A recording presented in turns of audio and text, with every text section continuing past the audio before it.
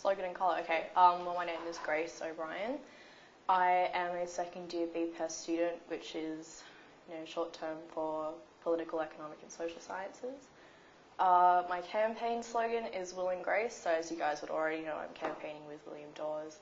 My colour, I believe the technical term is azalea, which is pink. Azalea. Oh, yeah. Yeah, some general questions. What do you think makes a good board candidate? I personally feel that a good board candidate is someone who is really in touch with what the board actually does and what it's capable of achieving. So in the past, I have been really critical of board directors who make campaign promises or policies without any sort of knowledge of how to implement them or enough knowledge of the board's workings and its financial position, etc., to be able to do that. So, the fair trade coffee thing that sort of blew up in everybody's faces when we realised that it wasn't possible to do that within the financial constraints of the union. I think a board director, a successful one, is someone who can make ethical decisions but also make practical ones. And that's something that I would really like to, that's something that I'm campaigning on. That's a platform that Will and I have sort of really come together on. And as well as that, a good board director, obviously someone who is committed, so who's going to show up to all the meetings and who can voice the critical opinion, but also, I guess, have the capacity to represent the board, because they do have a duty to stand with the board and to represent that, in the way that the board votes on certain things. So. Cool. So you just kind of covered some of the things you really like about the board. Mm-hmm. But what are some of the better initiatives that the board have taken in the past couple of years, in your opinion?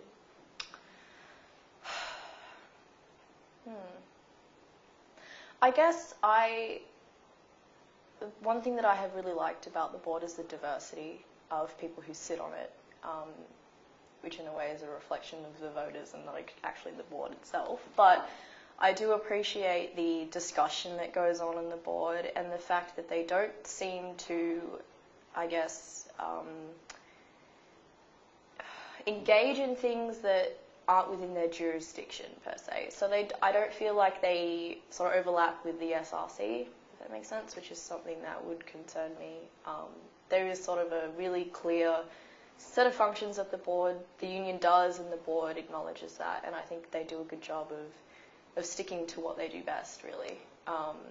And I think they have, done a really good job with providing services, and all the initiatives, like all the festivals and Interfaith Week and all that sort of stuff, even though there's been recent controversy over some of the things that they have done.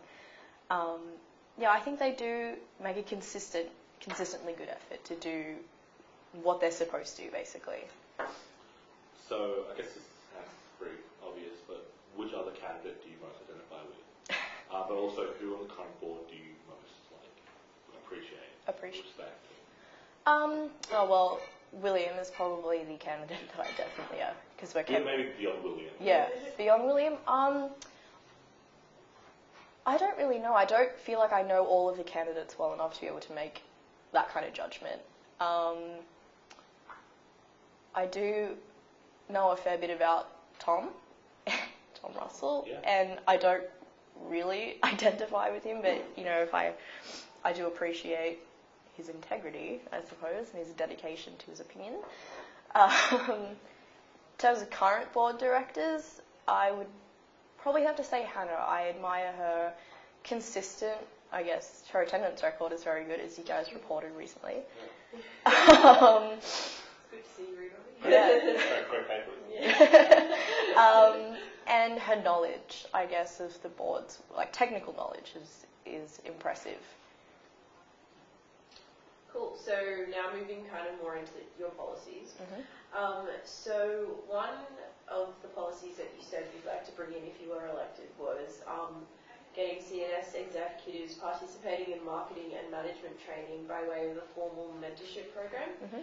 So currently, if you are on an executive of a common society, then you do go through a training already. So how will your policy differ to that? And also, I guess kind of a double barrel question, but you know, every society functions in a kind of different way. So Yeah. how would we have like a uniform training for every single one? Yeah, well, that's the thing.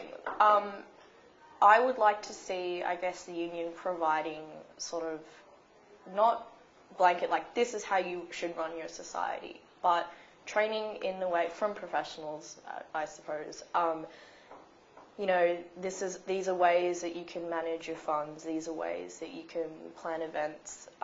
Just sort of blanket training in a way, just so that people have the skill, like the knowledge, the contacts perhaps, to be able to manage their societies and clubs effectively, but still allowing for that sort of individuality, because obviously, yeah, as you said, every club and society is not identical, and they shouldn't be identically run, I don't think either, because... So do you feel that's very different from how the union currently does their training?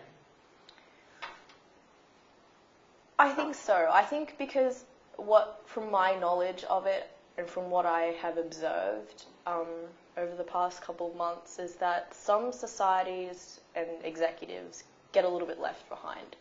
So you've got some execs who are really awesome at what they do. So, you know, it comes to mind like the Politics Society exec, which I understand you're on, is fantastic in the way that they run the Politics Society. But then, you know, there are other smaller clubs and societies, I guess, that have smaller execs that I guess don't have that degree of professionalism almost. How would you cater to those smaller clubs and things like that?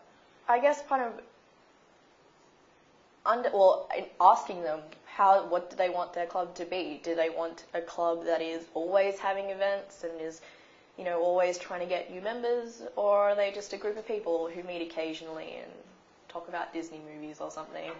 I mean, you've got to, like, I think we've got to identify what each club and society wants and what their vision for their own organisation is, and then be able to provide,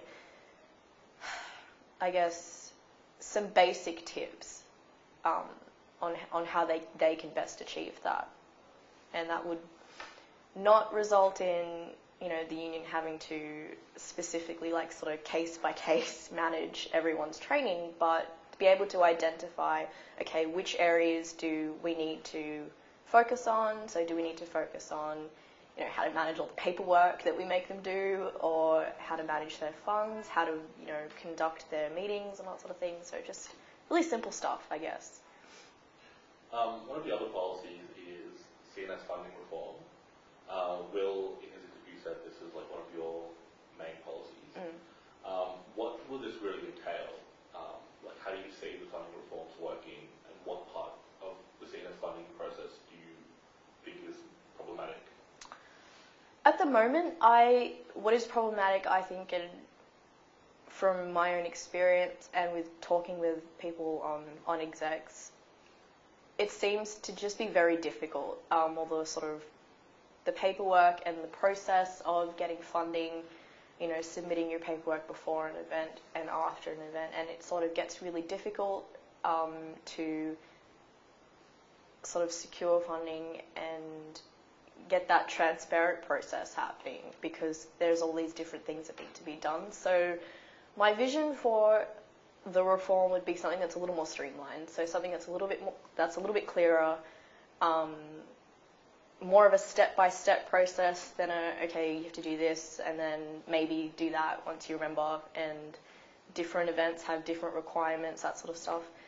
In terms of specifics, I don't think I can give you that at that stage, because, like I said at the beginning, I don't want to make any promises that I potentially can't keep, and I don't want to make decisions or policy proposals without really fully understanding the entire process. Obviously, I am no expert on, you know, Union Board Bureaucracy 101. So I, at the moment, have a vision and a goal that I would like to see achieved as a Union Board Director, and that I feel is an appropriate stage for a candidate to be at. Cool. So one other policy that you had was to get expired off-campus access contracts with food vendors and entertainment venues reinvigorated, I guess. So one of the things that you mentioned was Hoyt's Broadway. you can actually still get discounts. Can you really? Yeah. The thing is that They lied to me. you have to go to the access desk and retrieve the discount. You can't I actually go to see. the cinema. So I guess how is this policy beneficial, and what kind of other, I guess, companies would you be fixing that policy with? Well, that's something that Will and I have really sort of come together on. We realised after the union booklet came out that we did have sort of similar ideas about what we wanted to do with the access program. So part of basically what I was getting at was just basically creating more incentives for people to have access and to join the union. So something that Will and I are really pushing is not a move towards universal access, but a move towards, I guess, really making it more worthwhile for students to buy into it and to become members of the union. So in terms of specifics, again, I haven't got a complete list of places that I would approach, but it would definitely be within the area and services that students use. So, for example, I know Subway on campus already does access deals, so maybe some other subways like on Broadway or in the other vicinity. Hoyts, as you mentioned, already has access. Maybe making that easier so that people don't know that they have to go to the access desk.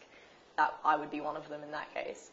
And yeah, so the whole idea is to incentivize access, really. Not so much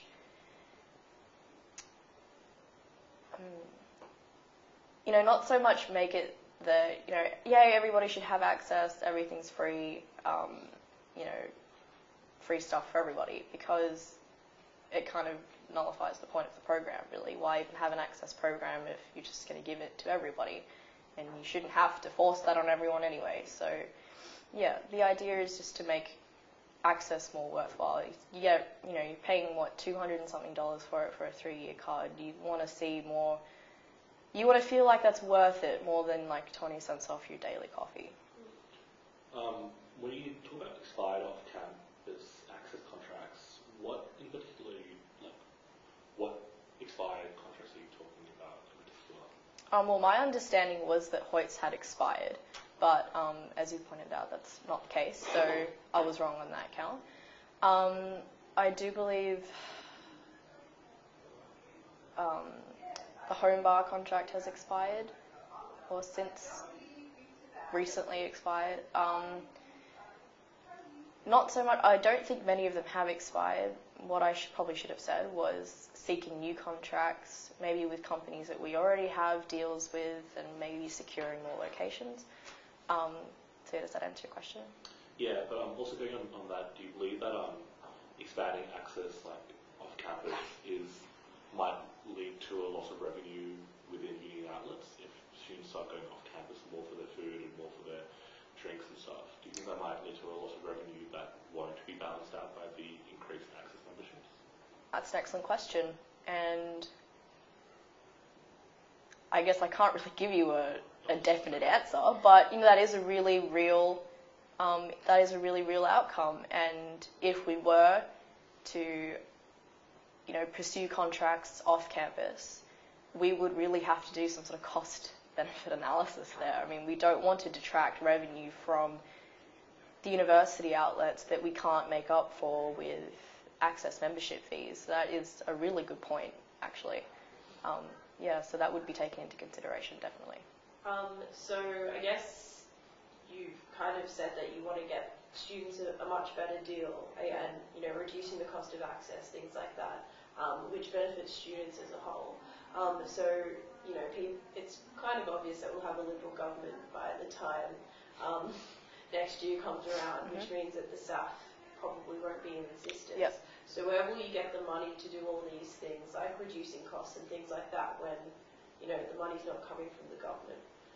That's another good question. Well, okay, assuming that the SSAF is abolished, I guess then we would have to really sort of focus on as you just said, trying to increase revenue on campus outlets. I would not like to see the access fee raised, because I think it's already difficult enough for students as it is to sort of cover the cost of an access membership.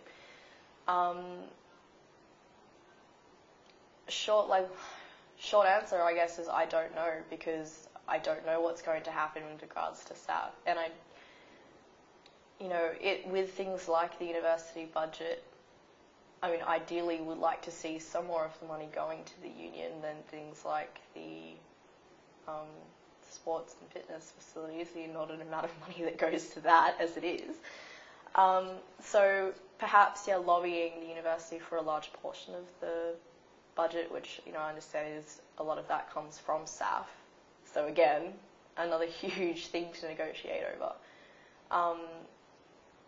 But maybe we would not have to, I guess the answer would not be pursuing, we might have to ditch our pursuing contracts off campus and maybe seek to sort of work out some places on campus that we can strike better deals with, or maybe bring more outlets onto campus. I think that goes into the point of reducing costs. Mm-hmm. Do you believe that we should kind of try to pursue reducing costs to any extent, or do you think that if it requires kind of cutting off services or maybe not pursuing other kind of the goals that you have, in this situation, what would you rather pursue? Just definitely try to get the access costs reduced, or? Well, I guess the union is a service providing services, in my opinion, and that's its sort of primary function. So I think the union should never compromise its ability to provide students with the services that it is expected to provide. So in that sense, I don't think, pursuing cuts to costs when it sort of implicates your ability to provide services to students is a good thing, and that's not something I would like to see. I would not like to see the board trying to save money at the expense of students, basically. So one of your other policies that I guess was similar to Will's was making bigger connections with the SCA and the Con by partnering up with them for musical, theatrical and cultural events. Yep. So how exactly will you go about doing this? And, the Con and SCA already have their respective student associations and things like that. Yes, so very true. In what way will you partner up with them? Well, in my conversations with students at the SCA and the Con, a lot of the sentiment that I've been feeling or sort of getting is that they don't feel like they are a part of the bigger sort of community that we have here on this campus. And I expect that it's the same on other campuses. And I know every candidate that runs every year says, we're going to get more representation for those poor people out in Camden or those, people on Cumberland. But I think it's a good opportunity for the union to pursue relationships with the SA and the Con, because there's a benefit in that for the union. So, for example, students at the Con, are music students, obviously, performance students who are always looking for opportunities to perform. And a lot of them have told me that, people rock up to our concerts and it's like our parents and our mates who are also in our class. And that's just kind of sad. So I think one of the ideas that Will and I sort of brainstormed was perhaps providing transport from this campus to the Con for students who are interested in going and seeing those concerts, or perhaps trying to secure discounted tickets, if that doesn't already exist, for students of this campus and other campuses, or providing students from the Con opportunities to perform on campus, so at Manning or at Herman's or on the law lawns, during festivals, all sorts of. When we need, performers, musicians, instead of outsourcing them, why not sort of insource from within our pool of students already who are already extremely talented and, always looking for opportunities to perform because that's what they do. And with regards to the SCA, as someone who does visit Verge a lot and have stuff exhibited in there, I think it's a real shame that students at the College of the Arts don't have the opportunity to, I guess, have their work shown off and all the time and dedication that they put into their work shown off in something like Verge that I don't feel is really adequately advertised. I know the number of times I've had to explain where Verge is when it's right there, opposite Palmer, is kind of ridiculous. So I think getting more recognition for those students is a huge thing, and having the union take a position that explicitly wants to get recognition for those students and get students, from outside of the arts to really get involved in that, which is a huge task, and it's definitely easier said than done, but that is something I would really like to pursue in the long term. You mentioned Cumberland. Would you be trying to expand relationships with the Cumberland Student Guild, or do you think that the USU should take over the Cumberland Student Guild and Cumberland services? I'm not sure, really. I haven't had a lot of experience with the Cumberland Student Guild. I do definitely think that, students pay SSAF at the moment and do expect to receive union services, so there definitely should be a strong relationship between the union board and those campuses. That being said, I think they do have a right to their autonomy. Obviously, when you get a bunch of board directors who are from the Camperdown campus, we don't understand, what the Cumberland campus needs and what they want, as well as the students who are there do. So we should, I guess, give them the right to sort of self-govern in a way, but also, I guess, sort of lend a helping hand and the support that they are entitled to. Cool. So I guess moving now further into your politics, kind of. Mm-hmm. So do you have what is your political philosophy, I guess? Political philosophy? Are you in any political party or any political faction? Formally, no, I'm not a member of any political party or any branch. I do have affiliations with SALC, but that's very tenuous, and it's more for fun, I guess. I don't campaign for liberal politics at all, really. Even if I had the time, I probably wouldn't. So, no, I'm not really explicitly politically affiliated. I am, I guess, my interest in politics tends to be more academic, so that requires me to take a bit of a non-partisan view on things. So, no, but obviously I do have links to people on sort of the centre-right side, but they're just friendly links, I suppose. I mean, you could look at the fact that, I don't know, I'm a vegetarian and call me left-wing. I mean, labels are arbitrary in my opinion, so... Because, I mean, yeah. William Dawes did say that you guys met through the Liberals, yep. or the SALC, and you did participate in a debate yep. with the Young Liberals. The O-Week debate. Yeah, so, I mean, how did that come about? Well, that was a last-minute organisation on SALC's part, and it was just a bit of fun, really, so no one really took that seriously. And that was a fun opportunity to get, heads-on with, people like Harry Stratton, who amused me to no end. So, We work with them. Yeah. His articles are an endless source of amusement. I'm glad you're reading on this one. Probably the best thing. So, yeah, that was just a bit of fun, and I think it's, a good way to get people, on campus who are outside of the, hack sphere to really start paying attention when you start hurling insults at each other. That's when it gets funny. So, and I mean, I wrote a letter to you guys about that. Our first letter? Yes, your first letter. Just, I don't know, to play devil's advocate, I guess, which is maybe what I'm known for. So, yeah. So do you have, are you endorsed in any way by the Sydney Union Liberal Club? Well, my understanding is that Josh Crawford and Kanika are being supported by them, and they have expressed support for myself and for William, and we appreciate that, but we're running our own campaigns, and we have a support base that's drawn from, all sort of, not even really sides of politics, just our mates and people from other clubs that we're in. So while we do acknowledge that they have expressed support for us, we're not sort of in any way relying on that, I guess.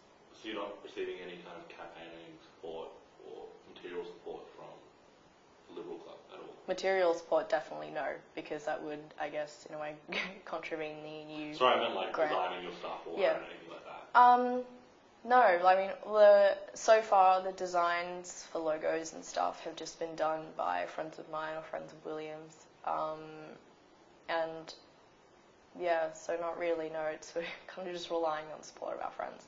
So one thing I kind of wanted to ask you was, because you are running a joint campaign with Will, it's something that, not a lot of candidates choose to do.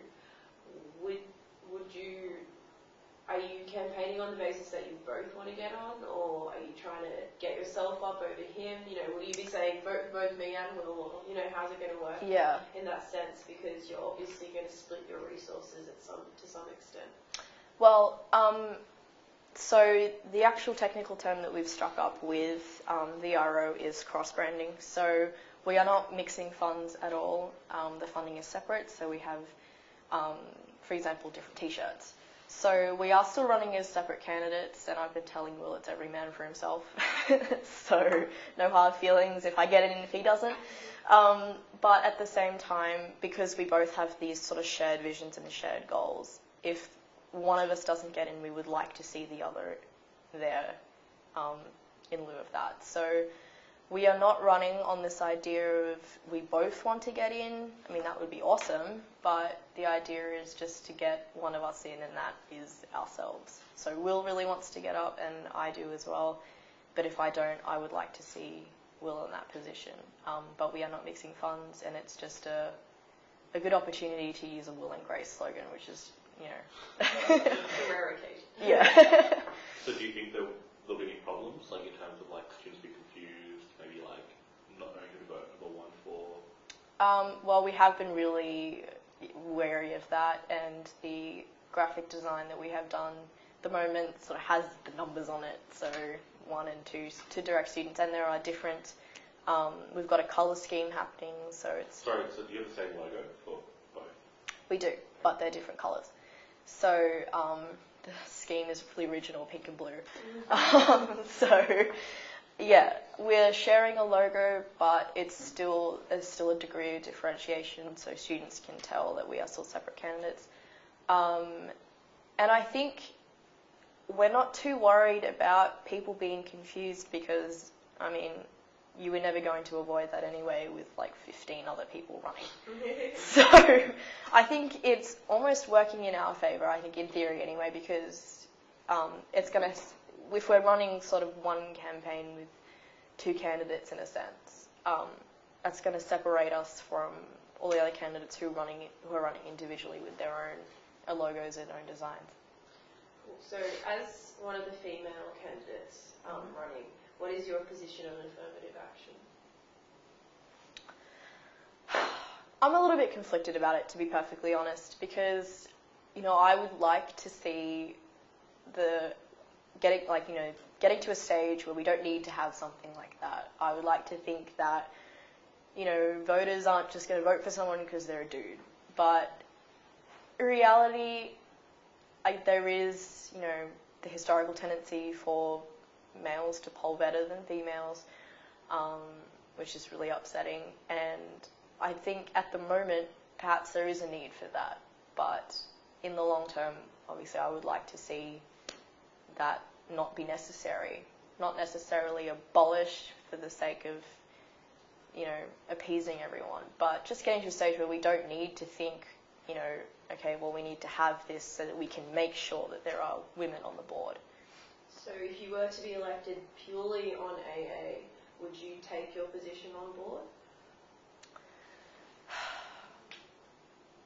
I'm not sure, to be perfectly honest. I would have to really think about that because, yeah, I wouldn't want to receive a position because of my gender.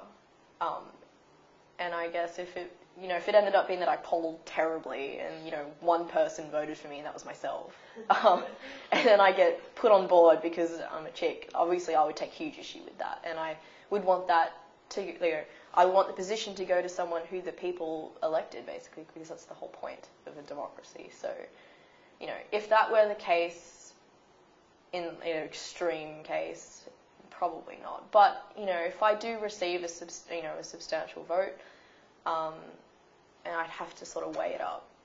I do have obviously duty to represent students, and if I'm not representing anyone or people don't want me to represent them, then people have spoken. Going back to the SALC thing, obviously you said you're not a member of the Liberal Party, Yep. but there are various connections in terms of SALC giving you their principal support. Do you have any relations to Kanika or Josh Crawford, the other SALC candidates? Are you planning on any kind of deals with them? Or? Not at this stage, but perhaps yes in the future. I don't have much to do in terms of formal connections to Josh or Kanika, but I do know them, and they are friends of mine. But we may sort of strike up a preference deal. But Kanika is running her own campaign, as is Josh, and I'm pretty sure Josh's campaign is the college vote. Kanika has her own platform. And I expect that they'll be sort of really expecting to do well on their own. But, it's early days. Anything could happen. So I may end up having to strike a deal. So who knows? So one thing that you have to put into your policy statement and things like that is your resume, I guess. And a lot of other candidates have, page long things that they've done with the union, but you don't seem to have any prior involvement with any of the clubs and societies. Why would you run for an organisation and try to be a member of the board when you've not really had any prior involvement? Good question. Well, I guess I have only been here for a year, so I haven't had a lot of time so far to get massively involved in a plethora of clubs and societies. That being said, I am a member of quite a few. So Politics Society, for example, Virtuestock, very sporadically involved in that, not on the exec. And yeah, I guess I don't want to come out and be like, I'm the candidate who represents all the disengaged students, blah, blah, because while that might be true, that's not something I want to run on. I guess I want to be a part of the union board because I believe in what the union does, and I think it is refreshing almost to have someone on the board who isn't also on 50 other boards and 50 other executives and councils and what have you.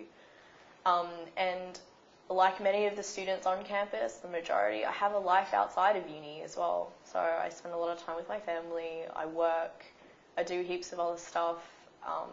My life isn't 100% student life, I guess, and that is, I think, a healthy injection into stuff like the union board that needs, you need a sort of the perspective. It's nice to have the perspective of someone who realises that people live off campus.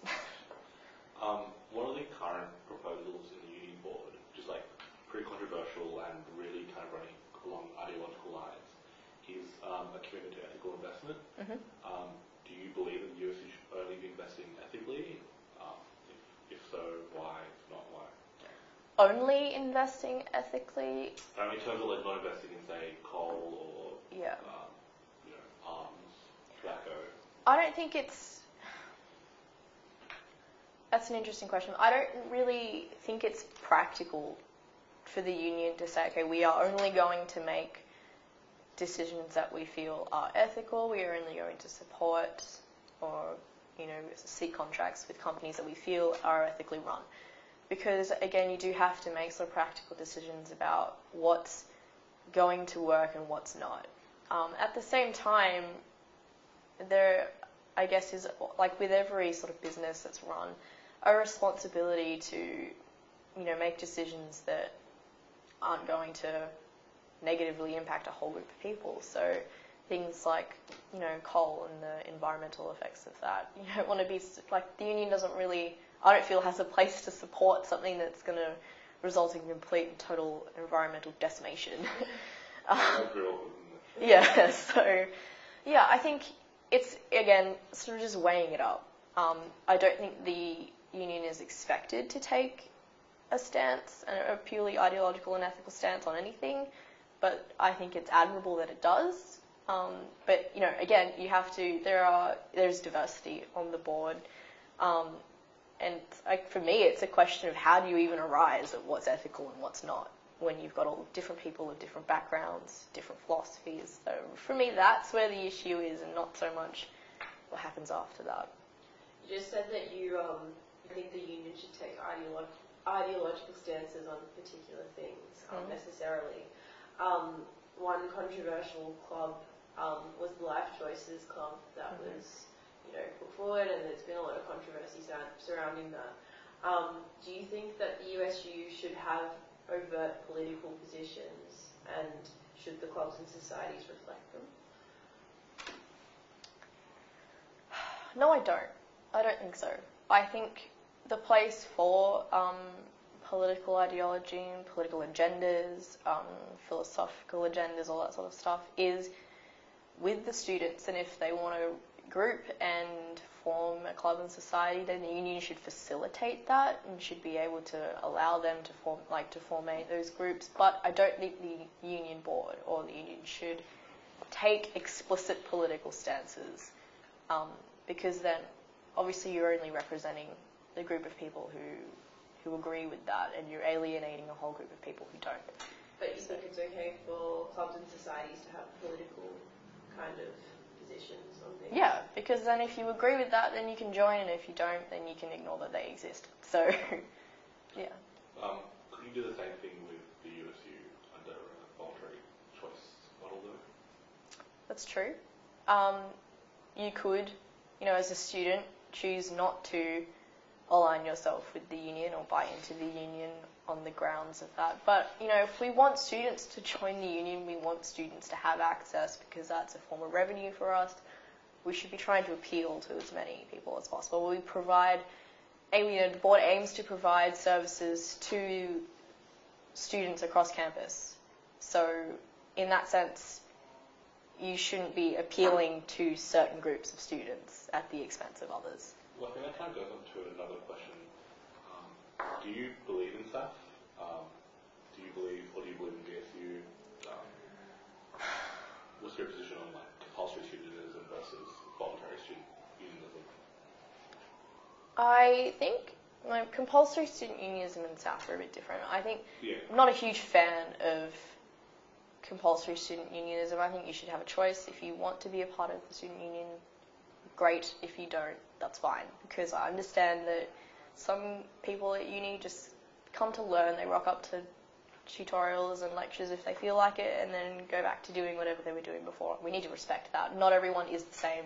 So I think, there is a really strong case for voluntary student unionism. But in terms of SSAF, again, I'm a bit of a fence sitter with that. I think it is, a really good source of funding for the university. But again, it's putting pressures on students who, are already more often than not sort of financially strained. But you can make the argument that you can, what's the term? Defer to HECS.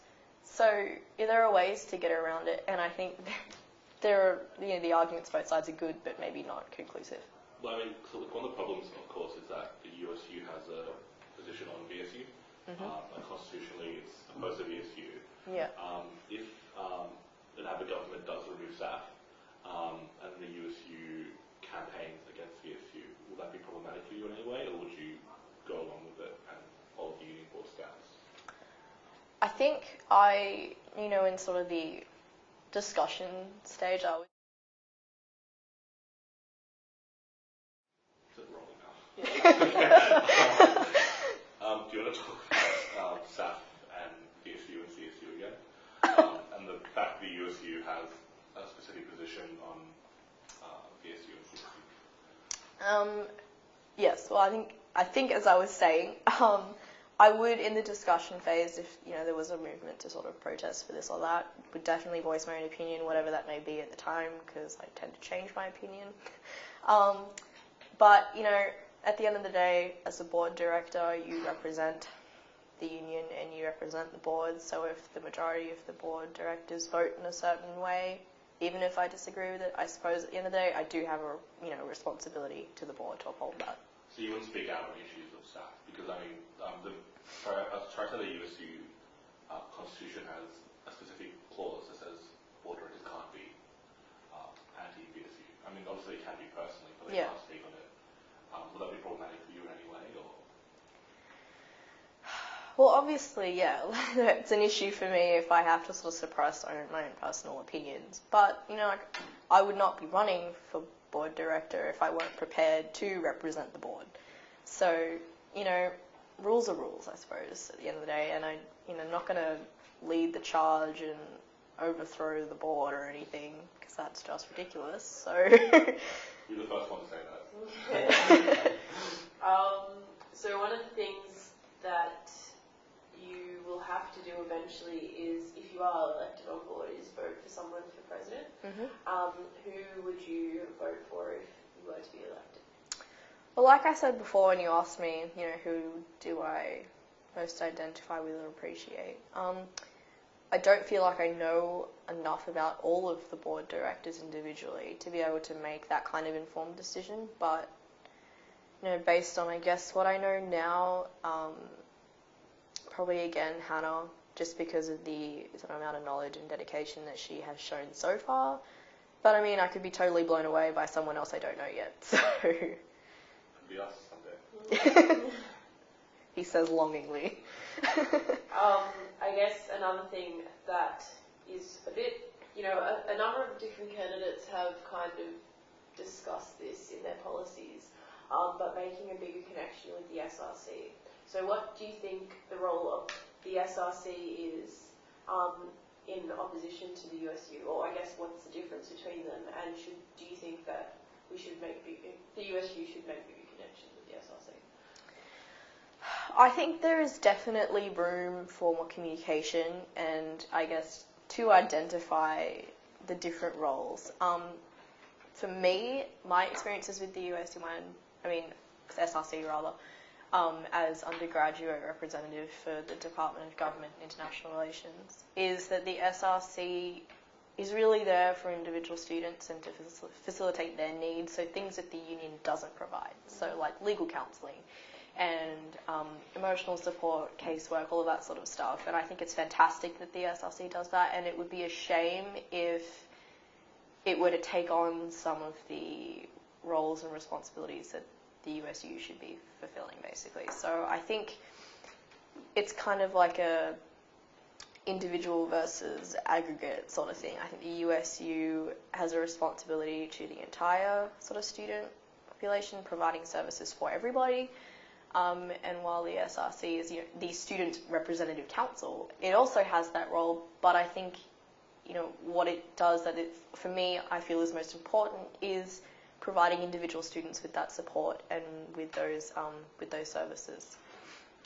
So if there was a move by the USU to combine, or the SRC to combine both organisations, as they do, I think every other campus in the country, would you support that, or would you stick with the distinct organisational model? I think I would stick with the distinct model, because when I think about it, the obvious challenge that you would get in sort of amalgamating the two is, well, who does what? And then you end up just with an internal division of labour that we would have anyway if we had separate organisations. And I think it's good to have a little bit of conflict between the two and a little bit of discussion, because then you can really antagonise each other and force each other to do better, I guess. Two suit papers. Yeah.